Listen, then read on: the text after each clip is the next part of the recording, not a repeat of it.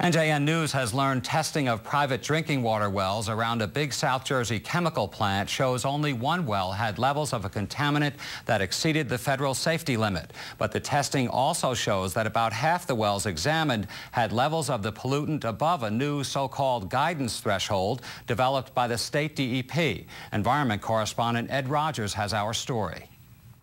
It was back in November that we first reported that as part of an agreement with the state DEP, DuPont would test well water from homes within a 2-mile radius of the company's deepwater plant for perfluoroetonic acid, also called PFOAs.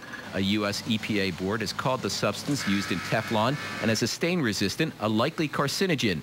The company uses the additive at the plant. DuPont says so far only one of 90 wells tested had levels above the federal safety limit of 0.40 parts per billion. DuPont says it's willing to provide that homeowner with bottled water until an alternative supply is found.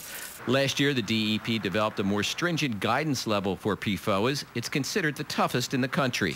In October of last year, the DEP sent letters to 2 water suppliers advising them on how to meet the new guidance level. Environmentalists believe the DEP and DuPont should be using the tougher standard and provide more homeowners with water.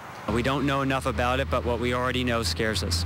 It's the long-term threat we're talking about here. It's not like you're going to drink a glass of water and create problems. But the DEP can and should be doing a lot more in advising folks. And it's not an enforceable standard currently, but there's nothing to prevent DEP from taking proactive steps to go through the process to make it enforceable, and they're not doing that either. No one from the DEP was available to talk on camera, but a spokeswoman for the department said the DEP does not have the authority to advise residents about risk or alternative water supplies, and went on to say that the agency does not have the authority to ask DuPont to supply water at levels lower than the federal advisory level. First of all, DEP has the authority to be proactive and advise residents when there is a risk. And DEP's own scientists say there is a risk. DuPont also took exception to the level recommended by DEP scientists, saying the DEP's guidance level is very low and neither justified by nor reflective of the latest science.